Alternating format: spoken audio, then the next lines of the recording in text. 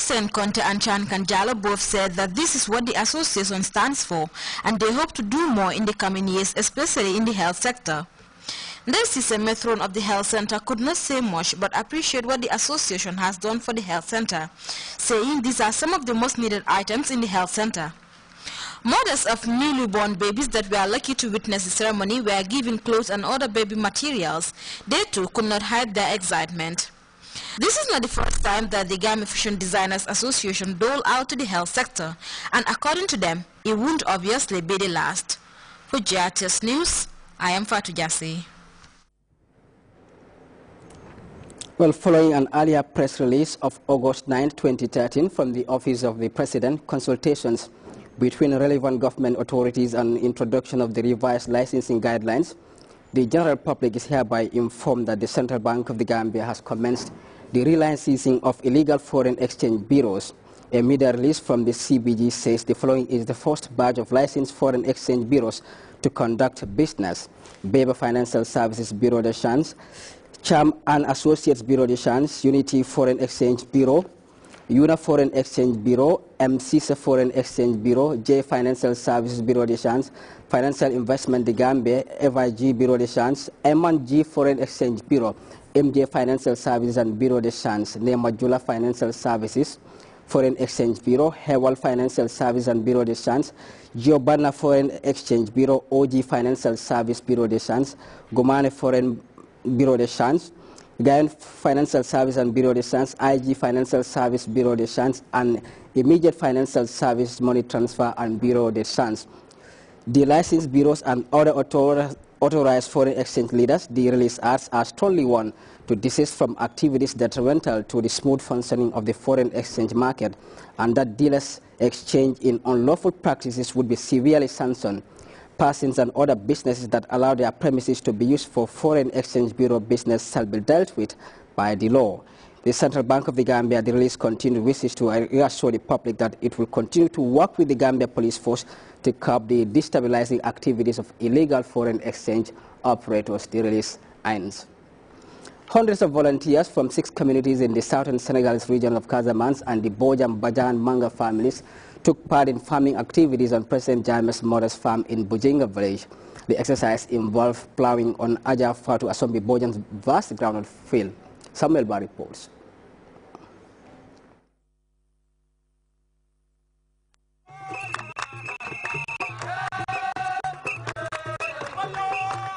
It was another eventful day at President Jammeh's mother's groundnut farm in her home village of Bujinga, Foni Kansala.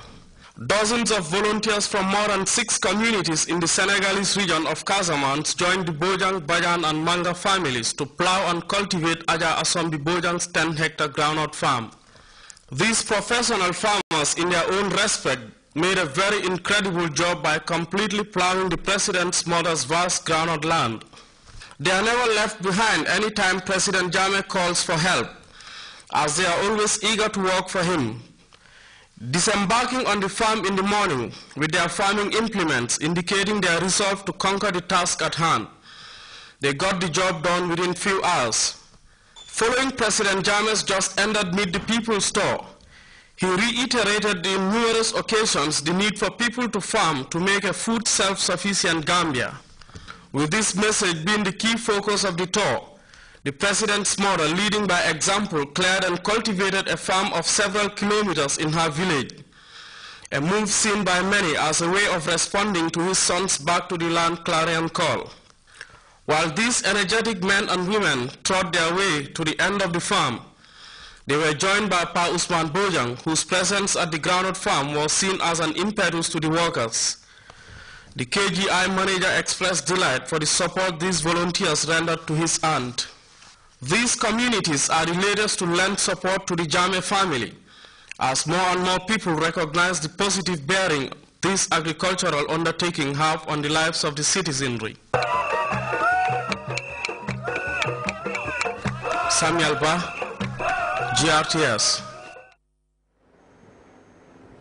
The Food and Agriculture Organization of the United Nations, in collaboration with the Gambia government, organized a day's validation forum on the country program framework. The gathering, as we hear in this report by Uminjai, attracted participants from various government departments.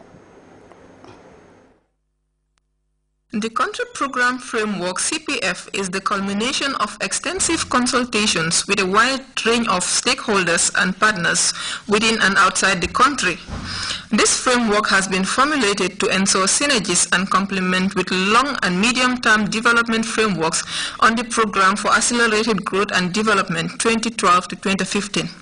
The draft document amply demonstrates FAO's commitment to partnering with the government of the Gambia in providing technical assistance and advice in the formulation and implementation of policies, thereby serving as a benchmark in the history of FAO's assistance to the Gambia.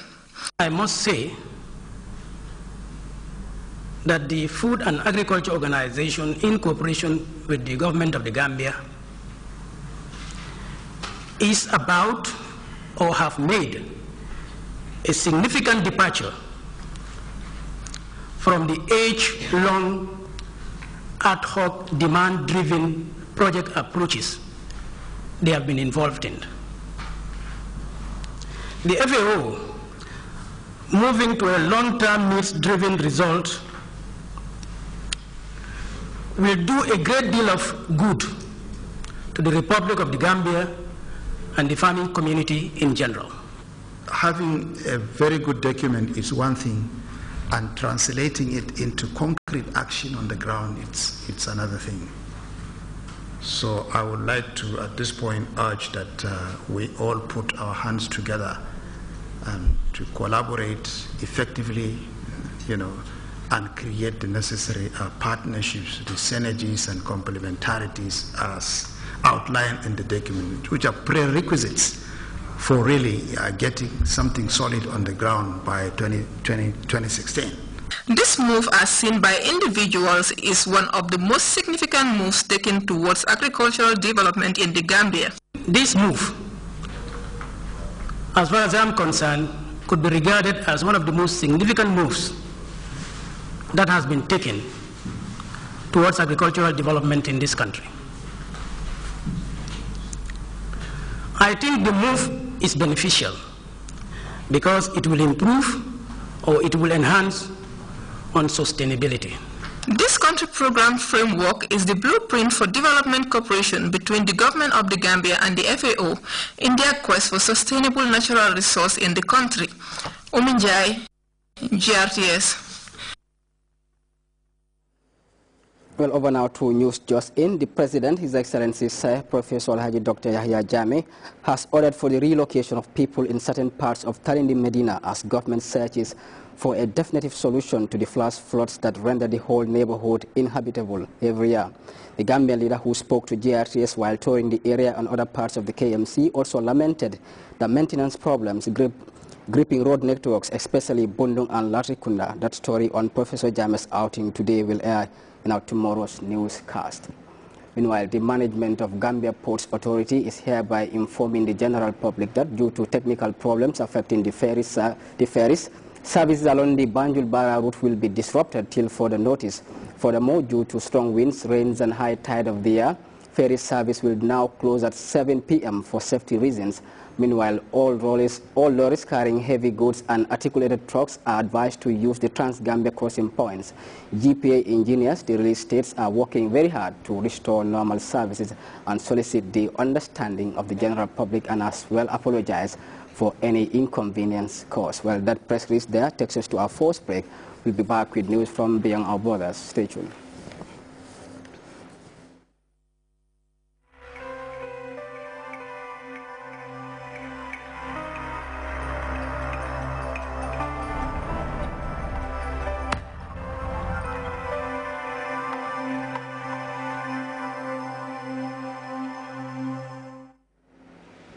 Welcome back.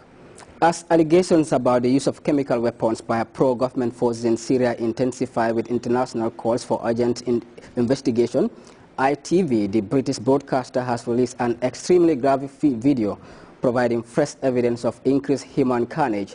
They say it was acquired from a credible source. CNN's Frederick Clayton takes a closer look at that development. This is said to be the first independent video of the alleged chemical weapons attack in the suburbs of Damascus. It was obtained by British broadcaster ITV News, saying